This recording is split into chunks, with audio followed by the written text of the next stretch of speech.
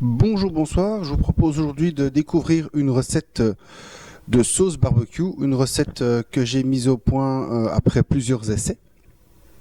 Alors cette recette, vous allez la trouver sur mon blog parce que malheureusement, comme je vous disais, c'est une recette qui est le fruit de plusieurs essais et donc aussi le mélange de plusieurs recettes. Pour les ingrédients, c'est assez simple, sauf pour un qui pose souvent problème aux gens, donc on va le détailler ensemble. 250 grammes de tomates pelées ou en cubes, 80 grammes de cidre de vin. Moi j'ai du cidre de vin rouge, du vinaigre de vin rouge, 60 grammes de sauce Worcestershire, 100 grammes de cassonade. Alors moi de préférence je prends une cassonade assez foncée pour avoir une sauce barbecue assez sombre. Si vous n'en avez pas, vous prenez du sucre normal ou alors tout simplement de la cassonade blonde.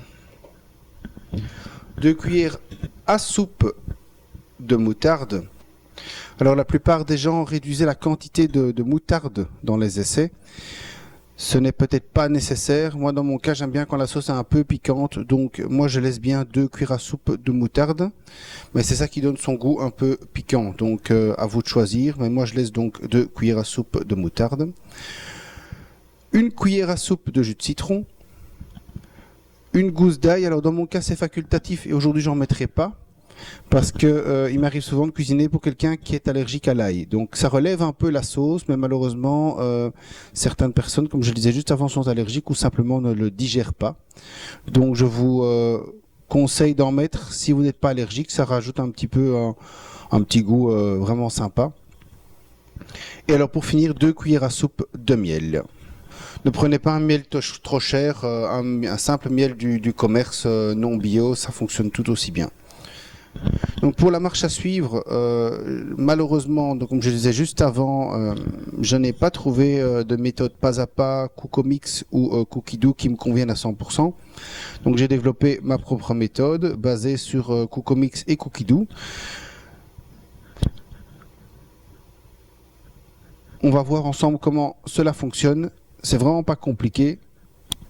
Donc on va mettre tous les ingrédients dans l'appareil et quand ce sera fait, on va donc lancer le Thermomix pendant 25 minutes en mode Varoma. Si vous travaillez avec un cooking chef, vous allez mettre le batteur souple et vous allez travailler avec le batteur souple. Et vous allez travailler en vitesse de rotation constante, la plus faible, ça suffit amplement, donc la vitesse de mélange. Et si vous travaillez avec le K-Cook multi ou multi-smart, ça n'a pas d'importance. Vous allez simplement donc mettre le maxi blade et vitesse 2, c'est largement suffisant. Comme vous verrez sur mon blog, je passe une étape. Je passe l'étape facultative de l'ail. Si vous deviez mettre de l'ail, évidemment, vous devez le hacher avant de le mettre dans le Cooking Chef et vous devez simplement le hacher avec la fonction shop ou alors avec la fonction simplement donc du K-Cook. Donc vous lancez le K-Cook vitesse 7, 12 secondes pour hacher votre ail. Dans tous les cas, il va falloir donc, quand vous hachez votre ail, racler les bords parce que l'ail va remonter, donc il faudra racler les bords pour que l'ail redescende. Ceci dit, on va pouvoir commencer la recette. 250 grammes de tomates pelées ou en cubes.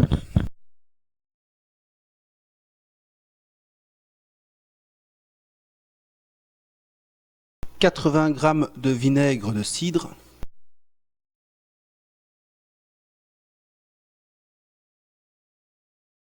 Petite précision, aujourd'hui je vais doubler les doses parce que tout simplement j'ai besoin de pas mal de sauce. 60 grammes de sauce Worcestershire.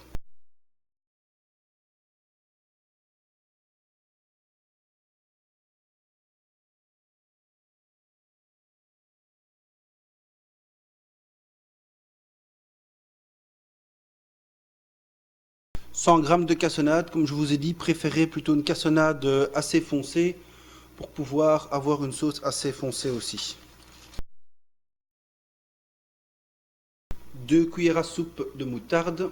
Au risque de me répéter, attention, la moutarde, c'est ce qui va faire que votre sauce va être piquante ou pas. Donc, méfiez-vous quand même. 1 cuillère à soupe de jus de citron.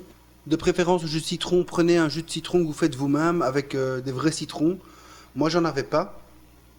Donc, dans ce cas-ci, j'ai dû prendre un jus de citron du commerce. Il y a souvent quand même pas mal d'eau dedans. Donc, j'ai rajouté 1 cuillère à soupe en plus pour compenser l'eau. Dans la recette, j'indique bien la gousse d'ail. Dans ce cas-ci, comme je vous ai dit, on s'en passe. Et 2 cuillères à soupe de miel.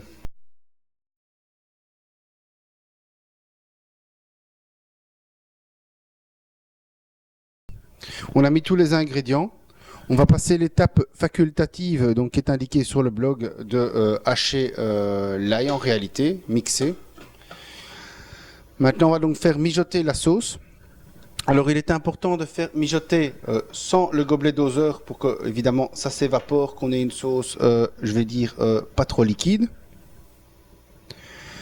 Et donc, on va lancer 25 minutes, Varoma. Donc pour le K-Cook, vous mettez simplement 120 degrés. Pour le Cooking Chef, idem.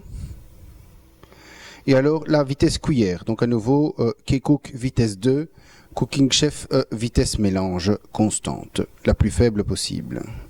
Voilà, c'est parti pour 25 minutes de cuisson.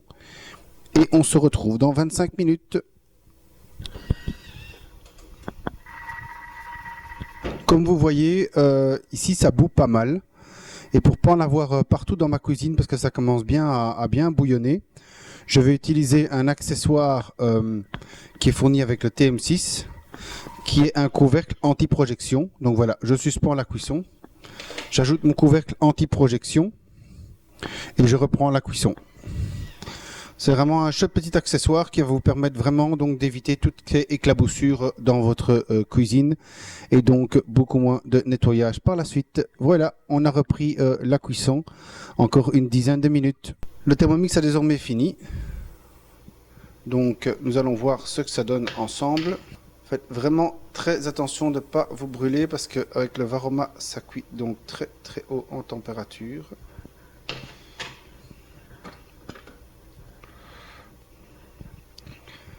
On obtient une sauce brune. Alors moi je la préfère personnellement un petit peu moins liquide, donc je vais la relancer encore 4-5 minutes. La consistance est parfaite, donc maintenant on va pouvoir transvaser la sauce dans un bol en verre. On va la laisser refroidir et puis la mettre au réfrigérateur. Moi, je conserve la sauce plusieurs jours. C'est rare que ça tienne plus qu'une semaine dans le réfrigérateur parce que vraiment, elle est très très bonne. Maintenant, je pense que vous pouvez la conserver au moins 2 semaines. Voilà, il n'y a plus qu'à transférer. Je vous dis déjà merci de me suivre sur ma chaîne. Je vous remercie d'avance aussi pour vos abonnements. Je remercie aussi ceux qui se sont abonnés de leur fidélité. Et d'avance, je remercie ceux qui ne sont pas encore abonnés, donc de s'abonner à la chaîne. Bisous bisous, à la prochaine.